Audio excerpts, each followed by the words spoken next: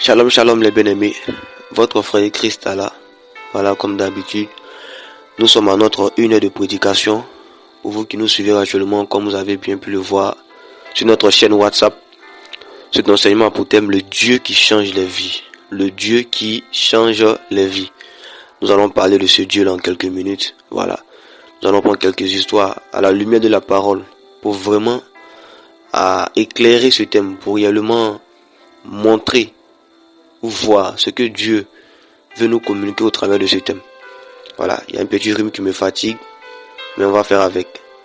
Donc que le Seigneur te bénisse. Voilà, semeur de blé par la grâce de Dieu. Avant la fin de cette année, on aura 2 grandes sorties d'évangélisation. Voilà, à grande portée, on sera sur 2 territoires différents. Voilà, dans le but de prêcher et d'annoncer la parole. Voilà, et aussi on a pour idée de faire une action sociale en faveur des orphelins, voilà, et autres. Vous aurez plus de détails sur nos affiches, voilà, dans les jours à venir. Donc que le Seigneur vous bénisse. Que le Seigneur vous bénisse et que ce moment vous fasse énormément du bien. Et merci de beaucoup partager afin d'impacter plusieurs, d'édifier plusieurs par la parole de Dieu.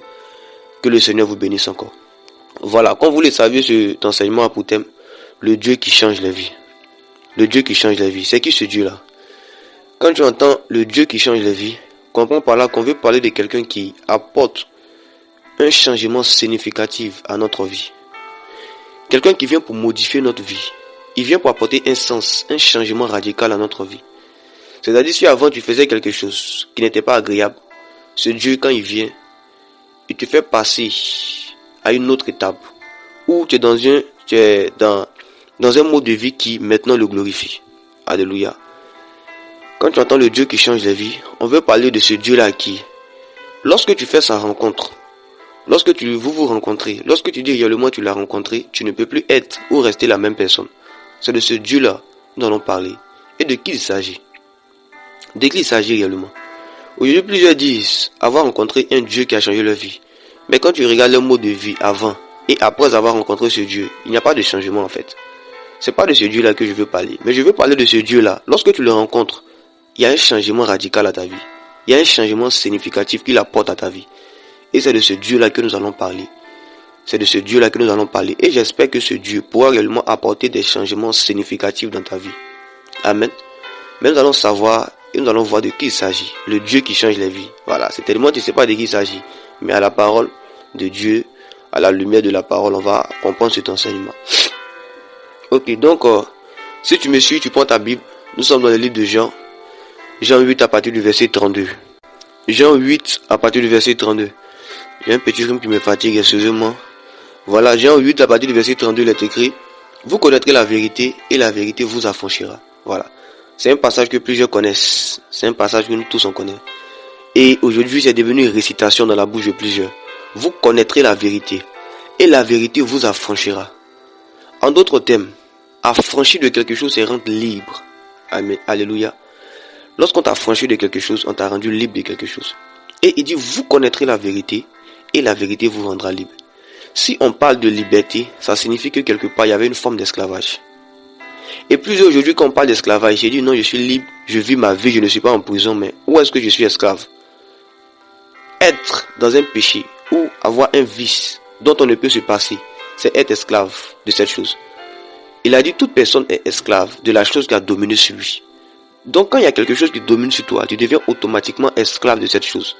Et il dit vous connaîtrez la vérité et la vérité vous rendra libre. Ça signifie qu'il y a une forme de vérité. Il y a un niveau de vérité. Lorsqu'on acquiert, on devient effectivement libre. Il n'a pas dit vous allez devenir libre et vous allez retourner dans l'esclavage. Il dit vous serez réellement libre. Alléluia. Mais il y a une révélation que j'aimerais te donner. La vérité, elle n'est pas seulement qu'une parole. Elle est une personne. La vérité dont nous parle la Bible ici, c'est pas des paroles, c'est pas des enseignements. Elle est une personne. C'est pas des mots juste pour dire. La vérité dont nous parle la Bible ici, elle est une personne. Et cette personne-là est à l'image de ce Dieu dont nous voulons parler ce soir. Et pour mieux comprendre de quelle vérité la Bible nous parle, qui va réellement nous rendre libres. En entrée de jeu, on a dit que le Dieu que nous rencontrons, le Dieu qui change les vies, c'est celui qui vient apporter un changement, qui vient nous accorder une certaine forme de liberté par rapport à quelque chose. Et ici, la Bible nous dit que ce Dieu-là, on va connaître sa vérité et sa vérité va nous rendre libres. La vérité dont nous parle la Bible ici, c'est pas en fait une parole, c'est une personne, c'est un esprit. Et tu vas comprendre ça. Jean 14, prends ta Bible avec moi. Oui, faut faire voilà. Jean 14. On va voir qui est cette vérité. Jean 14, à partir du verset 6. Jésus lui dit, je suis le chemin, la vérité et la vie. Nul ne vient au Père que par moi. Je veux qu'on retienne, Jésus lui dit, je suis le chemin, la vérité et la vie. Il dit, je suis le chemin, la vérité et la vie. Retiens, je suis la vérité. Dans Jean 8, 32, il dit, vous connaîtrez la vérité et la vérité vous rendra libre. Et en Jean 14, à partir du verset 6, il dit, je suis le chemin, la vérité. Donc il est en train de dire, vous connaîtrez la vérité et la vérité vous rendra libre. Il est en train de dire, vous allez rencontrer Jésus et Jésus va vous rendre libre. Alléluia. La phrase, vous connaîtrez la vérité et la vérité vous rendra libre. Ça veut dire, vous allez rencontrer Jésus. Vous allez connaître qui est Jésus. Et Jésus va vous rendre libre. Et Jésus va vous rendre libre. Donc ça signifie que toute personne qui dit qu'il a rencontré Jésus, qui a connu Jésus, qui a fait sa rencontre, doit forcément être libre, être affranchi de quelque chose, d'un péché, d'un vice, ou doit avoir un mode de vie différent de sa vie de païen, ou de sa vie avant de rencontrer le Christ, voilà, comme vous voulez. Alléluia. Donc il dit, vous allez rencontrer Jésus, et Jésus va vous rendre libre. Voilà ce Dieu-là qui change les vies. Il s'appelle Jésus de Nazareth. Il s'appelle Jésus de Nazareth. Mais aujourd'hui, tu vois des personnes qui disent avoir rencontré Jésus-Christ, mais il y a encore un péché, il y a encore un fardeau, il y a encore un poids qui pèse dans leur vie ou qui les fatigue. Est-ce que tu as réellement fait la rencontre de Dieu qui change les vies? Le Dieu qui change les vies, quand tu le rencontres, tu es réellement libre, tu es affranchi de tout fardeau, tu es affranchi de tout péché. Tu n'es plus esclave des choses que tu es fatigué avant, mais tu deviens réellement libre parce que tu as rencontré Jésus-Christ de Nazareth. Amen. Parce que tu as rencontré Jésus de Nazareth. Et j'aimerais réellement attirer notre attention sur ces faits, sur ces choses. Parce que souvent on pense que la vie chrétienne, c'est de porter le nom chrétien, être disciple. Voilà, c'est tout. La vie chrétienne va au-delà de tout ça. Si tu n'es pas influencé par les enseignements, par les idées ou par la puissance de Dieu, tu n'es pas encore son disciple. Tu n'as pas encore fait la rencontre de Christ. Sans cela, tu vas voir que le nom des chrétiens aujourd'hui est gâté. Quand on dit lui, il est chrétien, on dit lui aussi il est chrétien. Mais comme il agit là, ça ne reflète pas réellement la vie de Christ. C'est des personnes qui sont à l'église, qui marchent beaucoup avec Jésus, mais qui n'ont pas encore rencontré Christ. Alléluia. Donc leur vie est toujours pareille. Il n'y a pas de changement. Quand tu regardes même sa vie avant de rencontrer le Christ, sa vie d'avant de rencontrer le Christ même est mieux qu'après sa conversion. Et ça, c'est les faits réels. Alléluia. Mais ce soir, ce Dieu qui change les vies, maintenant même là, que tu écoutes cet enseignement-là, à ce moment-là, je ne sais pas à quelle heure tu vas entendre cet enseignement, mais nous sommes en train de faire l'enregistrement au studio voilà, dans une heure un peu avancée. Il se fait un peu tard ici. Mais pendant que tu seras en train d'écouter cet enseignement, tu reçois une puissance de Dieu qui va te donner également d'être affranchi de toutes choses, du péché, voilà, des vices et de tout ce qui te fatigue également au nom de Jésus. Donc lorsque tu rencontres ce Jésus qui est la vérité, il doit forcément avoir une liberté dans ta vie. Tu dois forcément être libre par rapport à quelque chose qui te fatiguait. Je ne crois pas qu'il y ait des gens aujourd'hui qui disent réellement avoir rencontré Christ et leur vie n'a pas changé. Je ne crois pas en ce Dieu-là. Non, je ne crois pas en ça. C'est que tu n'as pas encore rencontré. Si tu l'as véritablement rencontré, il y a des victoires que tu auras sur certaines choses et ta vie sera un témoignage. Alléluia. Donc on va partir sur la première histoire. Nous allons lire une première histoire pour comprendre quelque chose de plus de mystère.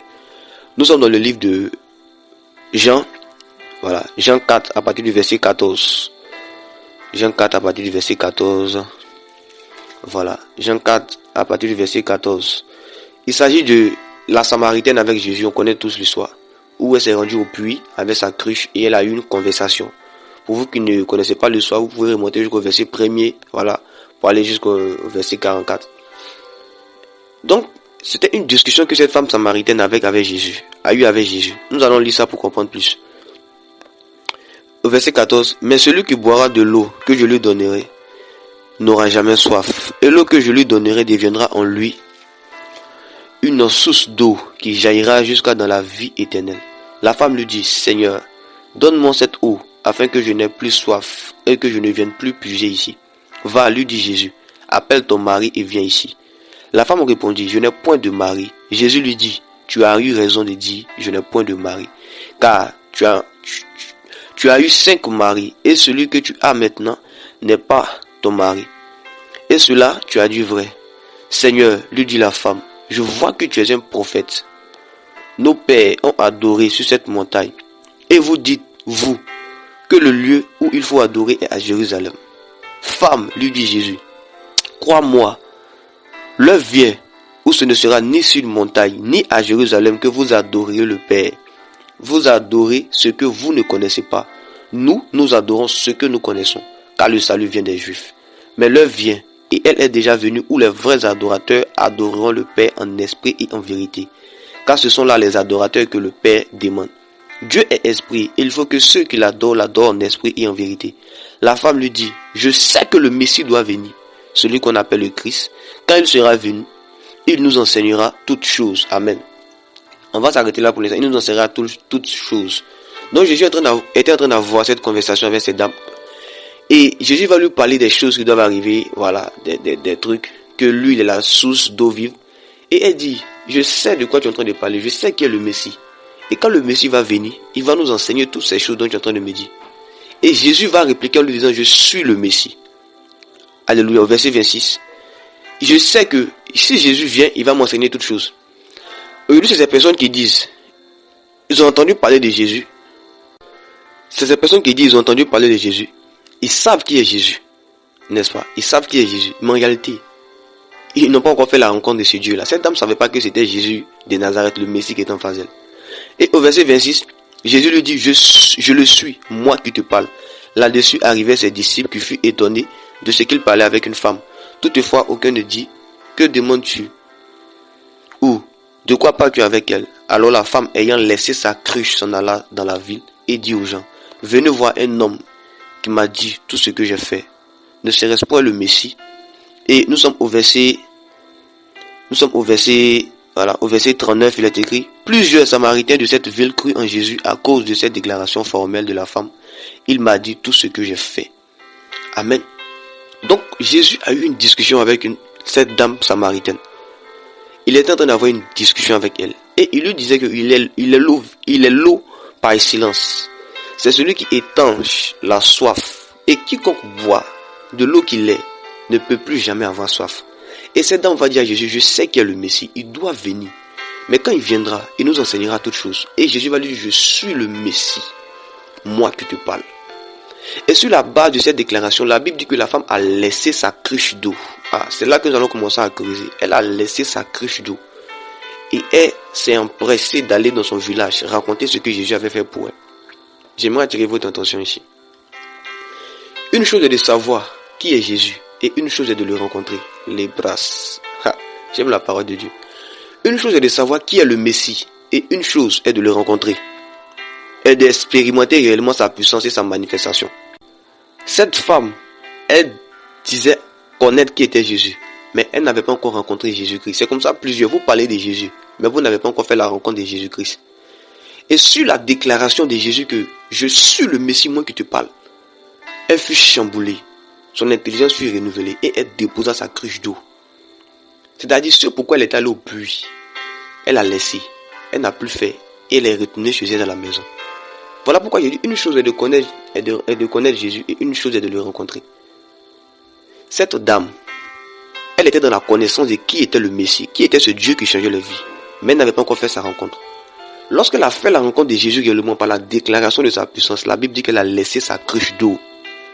Quand tu dis avoir rencontré le Christ, est-ce que réellement après ta rencontre, tu as laissé les choses qui étaient pour toi comme un poids, qui étaient pour toi comme une activité? La cruche d'eau ici qu'elle a laissée peut symboliser plusieurs choses dans la vie de plusieurs. Où tu es en train de faire quelque chose qui ne glorifie pas forcément le Seigneur. Mais lorsque tu fais la rencontre de Dieu, tu abandonnes ces choses. Il y a une rencontre que tu fais avec Dieu. Il y a certaines choses qui ne t'intéressent plus. Mais tu t'empresses pour aller raconter ce que Dieu a fait pour toi. Tu dis avoir rencontré Jésus-Christ aujourd'hui. Mais est-ce que la vie de masturbation, la vie de mensonge, de vol, tu as laissé ça?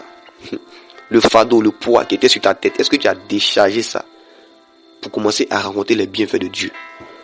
Je ne crois pas en ce Dieu qui change les vies, qui n'arrive pas à changer la vie de ceux qu'il rencontre sur son chemin. Après la rencontre avec le Christ, parce qu'elle était dans la connaissance de qui était le Christ. C'est comme ça, il y a plusieurs. Vous êtes dans la connaissance du Christ, mais vous n'avez pas encore rencontré le Christ. Lorsque vous allez rencontrer le Christ, vous allez déposer votre cruche d'eau. Vous allez déposer votre fardeau. Et vous allez vous empresser de témoigner de Christ. Vous ne serez plus esclave de certaines choses qui vous fatiguaient. Tu dois avoir rencontré le Christ, mais est-ce que tu as déposé la vie de mensonge? Tu dois avoir rencontré le Christ, mais est-ce que tu as déposé la vie de vol? Voilà. La vie de masturbation et autres. Voilà des choses qu'on pratique. Mais après avoir rencontré Jésus-Christ, cette force nous quitte. C'est des choses qui ne nous intéressent plus. On les dépose. Et on rentre maintenant dans la rencontre de Christ. On quitte dans la connaissance de Christ. Alléluia. Je prie que ce Dieu-là, qui change les vies, il t'impacte. Je prie ce soir que ce Dieu qui change les vies, qu'il t'impacte. Afin que réellement tu fasses sa rencontre. Et dans les temps dans lesquels nous sommes, nous avons plus besoin de rencontrer Jésus-Christ que de le connaître. Tu as longtemps entendu parler des prédications. Tu as longtemps entendu parler et tu as longtemps plutôt écouté des prédications. Il est temps que maintenant tu vives une expérience personnelle avec Christ. Chaque jour tu prêches à l'église, c'est bien, tu as déjà entendu de nombreuses prédications. Il est temps que tu vives des expériences personnelles avec Christ, une rencontre personnelle. Cette dame, elle entendait des enseignements, elle entendait des choses du Messie, mais elle n'avait pas encore rencontré le Messie. C'est comme ça que tu peux entendre des choses de Dieu. Mais est-ce que réellement tu as fait sa rencontre qui a influencé ta vie? Qui a apporté des modifications significatives dans ta vie? Je prie que ce Dieu qui change la vie, il change ta vie réellement. Et que tu sois affranchi de toutes choses au nom puissant de Jésus-Christ. Que tu sois affranchi de toutes choses au nom puissant de Jésus-Christ. Alléluia. Ça, c'était l'histoire de la femme samaritaine. On va prendre notre deuxième histoire. Il s'agit de Lazare. Et là, je vais enseigner encore plus de mystère dans ce passage. Lazare. Qui est Lazare en fait? Aujourd'hui, si tu parles de l'histoire de Lazare, il n'y a pas quelqu'un qui va te dire qu'on ne connaît pas Lazare. Nous tous, on connaît Lazare. Mais je vais t'enseigner certains mystères concernant la vie de Lazare. Nous sommes dans le livre de Jean 11. À partir du verset 1er, on va beaucoup lire. Voilà. Il y avait un homme malade, Lazare de Béthanie, village de Marie et de Marthe, sa sœur. C'était cette Marie qui oignait de parfum le Seigneur et qui lui essuya les pieds avec ses cheveux. Et c'était son frère Lazare qui était malade. Les sœurs envoyaient dire à Jésus, Seigneur, voici, celui que tu aimes est malade. Après avoir entendu cela, Jésus dit, cette maladie n'est point à la mort, mais elle est pour la gloire de Dieu, afin que le Fils de Dieu soit glorifié par elle. Or, Jésus aimait Marthe et sa sœur et Lazare. Lors donc qu'il lui apprit que Lazare était malade, il resta 2 jours encore dans le lieu où il était. Alléluia. Il resta 2 jours encore dans le lieu où il était. Et il dit ensuite aux disciples, retournons en Judée. Les disciples lui disent, Rabbi, les Juifs tout récemment cherchaient à te lapider et tu retournes en Judée. Voilà, on va aller plus vite à partir du verset 17. Voilà. Jésus étant arrivé, trouva que Lazare était déjà depuis 4 jours dans le sépulcre. Et comme Béthanie était près de Jérusalem, à 15 stades environ, beaucoup de Juifs étaient venus vers Marthe et Marie pour les consoler de la mort de leur frère. Lorsque Marthe apprit que Jésus arrivait, elle alla au devant de lui, tandis que Marie se tenait assise à la maison. Marthe dit à Jésus, Seigneur, si tu avais été ici, mon frère ne serait pas mort. Alléluia. Je veux qu'on s'arrête un peu ici pour faire une petite remarque. Voilà une dame qu'on appelle Marthe qui marchait toujours avec Jésus. Et pour vous qui connaissez l'histoire, cette Marthe là, c'est elle un jour même qui a au moins les pieds de Jésus avec du parfum et elle a essuyé ça avec ses cheveux. C'est-à-dire, elle savait qui était Jésus. Alléluia. Alléluia. Elle savait qui était Jésus. Et chaque jour, Jésus était avec eux et Lazare, il leur prêchait la parole. C'était les disciples fidèles même de Jésus. Chaque jour, ils entendaient parler de Dieu, de Dieu, de Dieu. Mais en réalité, Marthe ne savait pas qui était Jésus.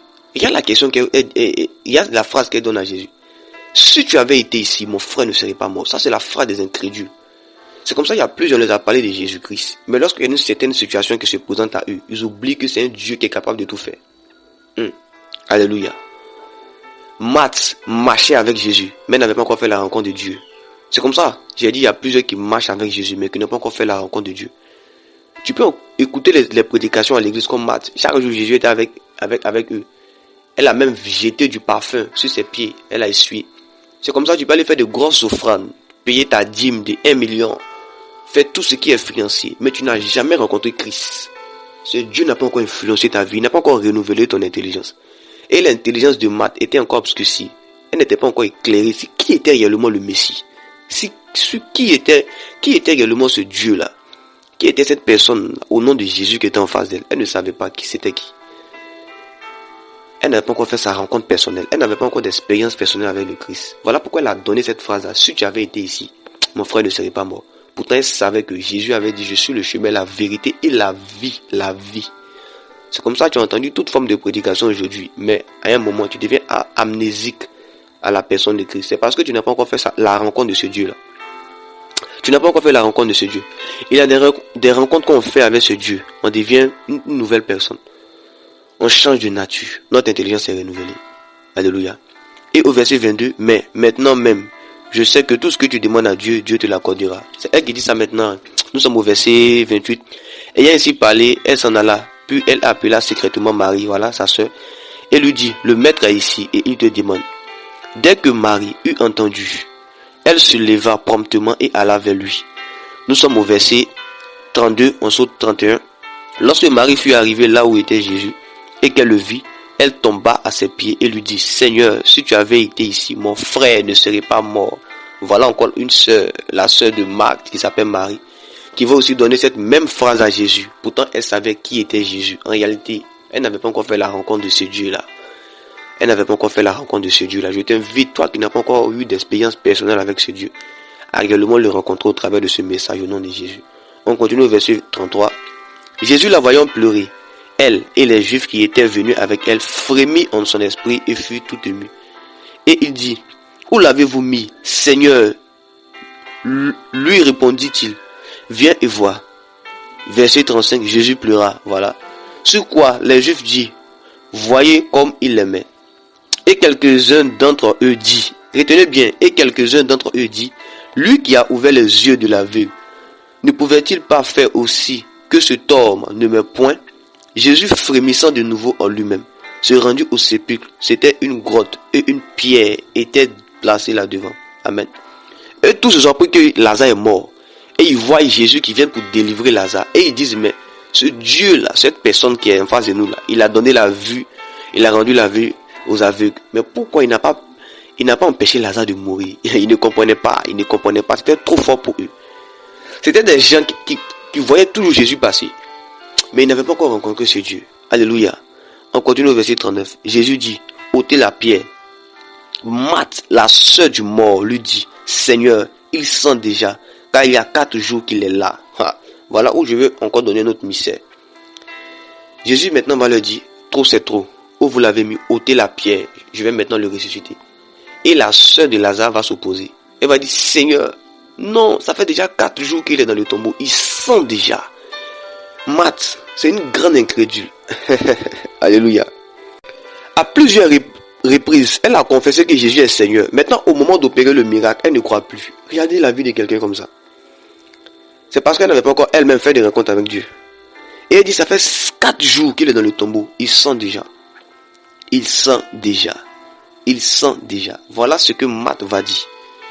Et qu'est-ce que j'aimerais enseigner au travers de ce passage, au travers de cette histoire? On va continuer plus loin pour comprendre. Jésus lui dit, ne t'ai-je pas dit que si tu crois, tu verras la gloire de Dieu? Il ôtait donc la pierre et Jésus leva les yeux en haut et dit, Père, je te rends grâce de ce que tu m'as exaucé. Pour moi, je savais que tu m'exauces toujours. Mais j'ai parlé à cause de la foule qui m'entoure, afin qu'ils croient que c'est toi qui m'as envoyé.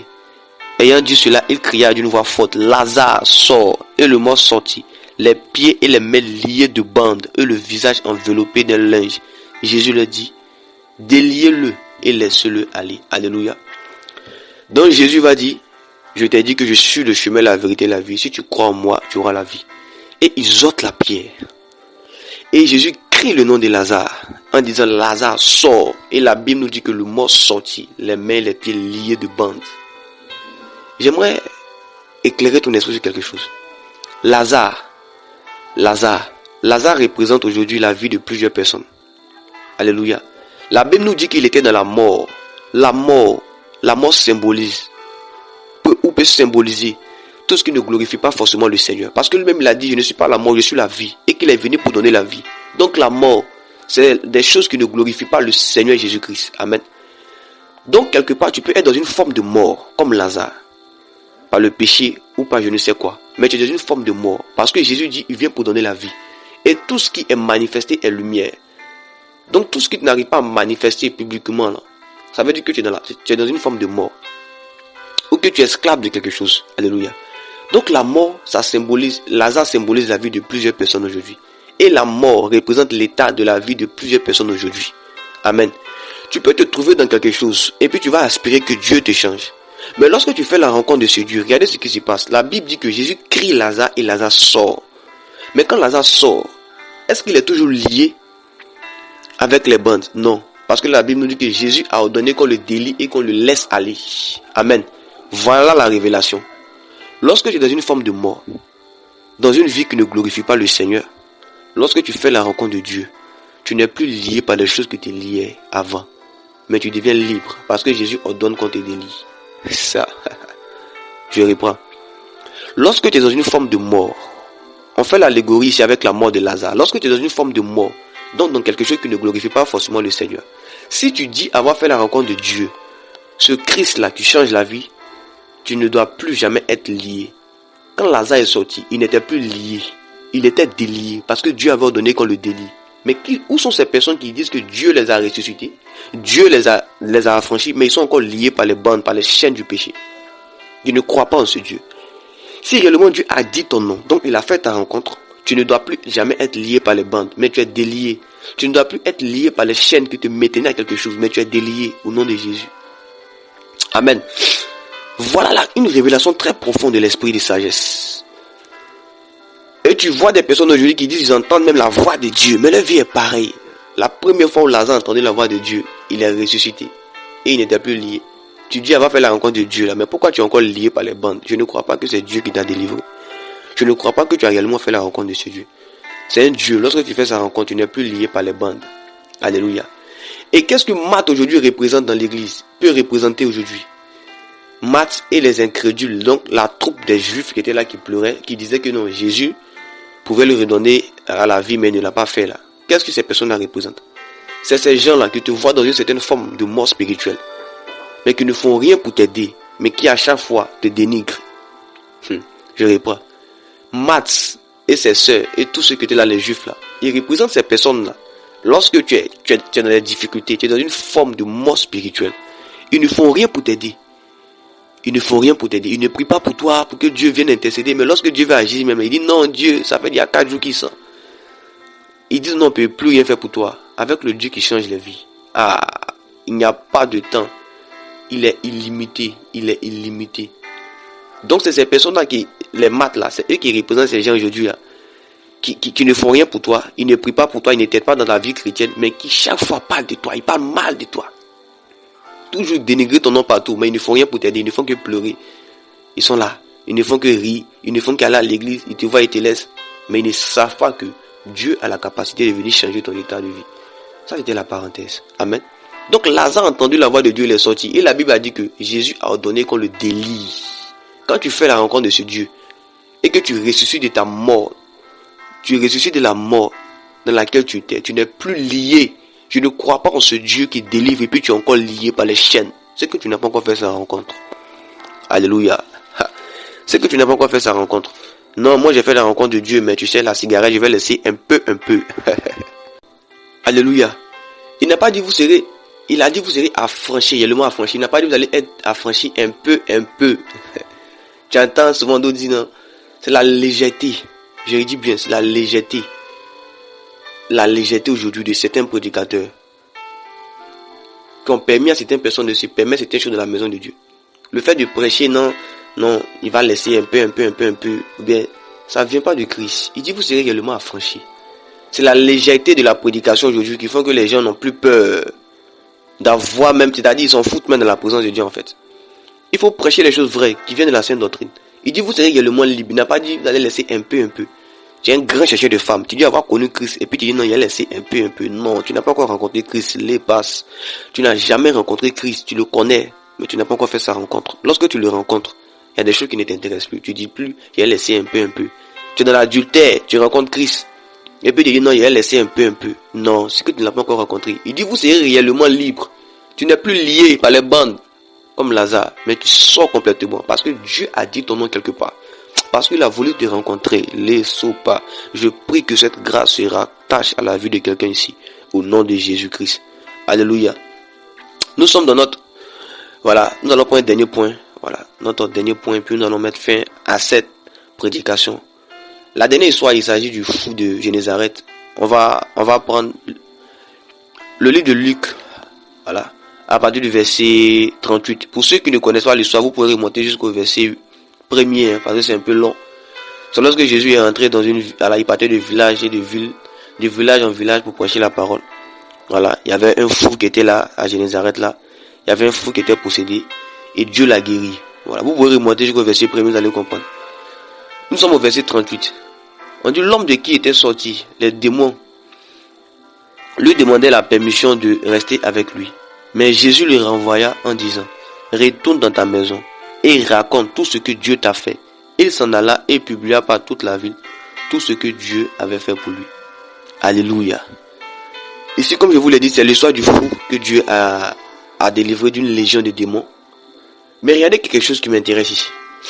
La Bible dit que après que Jésus ait délivré cette personne, cet homme-là, lui-même, il a décidé de suivre Jésus. Oh, Saint-Esprit, que tu es merveilleux. Alléluia. Le fou là, qui était possédé par une légion de démons, lorsqu'il a rencontré Jésus, que Dieu l'a délivré là, lui-même s'est levé et dit, Maître, permets-moi de te suivre. Voilà quelqu'un qui a rencontré Jésus. Lorsque tu fais la rencontre de Jésus et que tu vis une expérience personnelle avec lui, ce n'est plus par la motivation d'un être humain, mais tu es zélé par le feu du Christ. Amen. Voilà quelqu'un qui a rencontré Jésus. Et aujourd'hui, tu vas voir des personnes dans l'église. Quand tu pries beaucoup, il va te donner un signe pour reconnaître les gens qui n'ont pas encore rencontré Christ. Regardez souvent dans nos communautés là. Il y a d'autres là, quand ils voient un frère ou une soeur prier beaucoup, ils disent quoi? Non, toi tu penses que non, toi tu es trop zélé. Hein? Non, tu pries trop. Non, tu veux du quoi même? Ils n'ont pas encore rencontré Jésus, je vous assure. Parce que quand tu rencontres Jésus comme ce fou là, c'est-à-dire que tu ne vis plus pour toi-même. Mais l'expérience que tu as eue avec lui te donne de toi-même le suivre d'une manière personnelle. Tu es zélé. Tu es zélé. Tu es zélé. Donc tu ne peux pas dire avoir rencontré Jésus-Christ et puis tu es toujours assis. Tout ce qu'on parle du Christ, ça ne t'intéresse pas. Il y a d'autres qui leur parle de Jésus, ça ne les intéresse jamais. Et souvent ils ont la flemme de suivre Jésus, d'aller à l'église. C'est parce que tu n'as pas encore rencontré Jésus. Ce fou dont est sorti une légion de démons. La Bible dit que lui-même il s'est levé, il a voulu suivre Jésus-Christ. Je crois en ce Dieu-là. Voilà ce qu'il est capable de faire. Mais où sont ces gens qui disent qu'ils ont rencontré Jésus, mais qui ne sont pas prêts à suivre Jésus d'une manière volontaire? Ah, alléluia. Qui ne sont pas prêts à suivre le Christ d'une manière personnelle, d'une décision qui émane de eux-mêmes le cœur. Et c'est ces gens-là qui n'ont pas encore rencontré Jésus. Quand tu vas les voir, c'est eux qui vont tout te décourager. Non, tu es trop zélé. Non, tu me dis quoi? Tu es trop fort dans l'église. On dit à son retour, verset 40, à son retour, Jésus fut reçu par la foule car tous l'attendaient. Ça veut dire que cet homme-là, réellement, Jésus lui a dit, non, faut pas me suivre. Mais va raconter ce que j'ai fait pour toi. Va raconter ce que Dieu a fait pour toi. Et ce jeune homme est parti raconter. Il est parti raconter tout ce que Dieu avait fait pour lui. Et une foule attendait Jésus. Voilà quelqu'un qui a rencontré Jésus-Christ. J'aimerais te dire quoi? Si tu rencontres Jésus, et qu'en toi, il n'y a pas une expérience qui t'amène à toujours suivre Jésus et à laisser ta vie d'ancienne, c'est que tu n'as jamais rencontré Jésus. Je réponds. Si tu dis avoir rencontré Jésus-Christ et tout ce qui concerne Dieu te dérange, c'est que tu n'as jamais connu Christ. Tu ne l'as jamais rencontré. Tu as juste entendu parler de lui, mais tu ne l'as jamais rencontré. Si tu as rencontré réellement Jésus-Christ, tu ne seras plus la même personne. Ton zèle pour Christ sera fort. Et c'est toi-même qui vas décider de suivre Jésus-Christ. Parce que tu as vécu une expérience avec lui. Ce fou, il était possédé par une légion de démons. C'est comme ça que tu peux être rempli d'esprit d'impudicité. Et quand Dieu te délivre, tu vois qu'il y a quelque chose qui a changé en toi. Tu n'es plus la même personne. Mais tu dis que toi, tu es rempli d'un esprit d'impudicité. Tu crois Jésus et puis tu es toujours dans l'impudicité. Non, c'est faux. Jésus-Christ a rencontré le fou qui était dans une vie ténébreuse.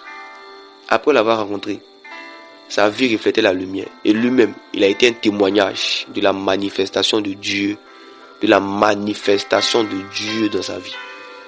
Et il a commencé à témoigner de ce que Dieu avait fait pour lui. Est-ce que toi aujourd'hui on peut te regarder, puis par ton mode de vie, les gens auront envie d'aller à l'église? Il y a certains d'entre vous là, les gens n'ont plus envie d'aller à l'église à cause de votre comportement. Vu que tu es chrétien, tu as rencontré Jésus, mais tu sors, tu ne salues pas tes voisins. Tu as rencontré Christ. Tu as rencontré Jésus, tu ne demandes jamais pardon. Mais ton vilain caractère va influencer le cœur de quelqu'un. Il ne va jamais vouloir se donner à Christ. Et c'est comme ça, certains chrétiens dans leur milieu se comportent de cette vilaine manière. Tout ce qu'ils connaissent, c'est les dimanches à l'église. Mais ils n'ont pas une vie qui reflète la puissance ou l'enseignement de Christ. Des chrétiens qui ont du mal à pardonner aujourd'hui, mais qui veulent convertir des gens. C'est pas possible. Si tu as réellement fait la rencontre de Christ, ta vie aura un changement significatif. Dieu viendra à toi et tout ce qui est mauvais en toi, il va les enlever et il va maintenant mettre sa lumière en toi. Elle va jaillir. Elle va jaillir et plusieurs, des foules vont entendre parler de Jésus au travers de ta vie. Alléluia. Que Dieu vous bénisse. Voilà. Je sais pas trop important actuellement. Voilà. On va s'arrêter là pour l'instant. Voilà, pour le moment.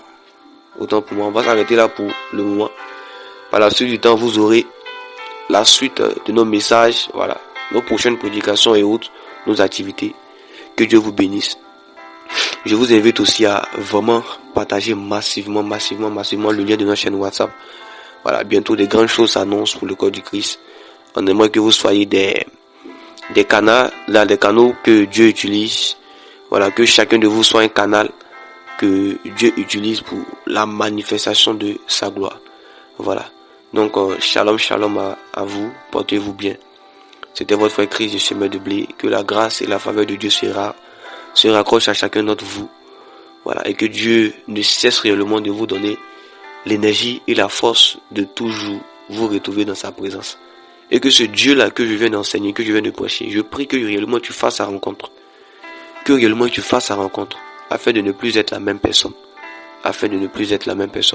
Au nom de Jésus-Christ de Nazareth que j'ai prié. Amen.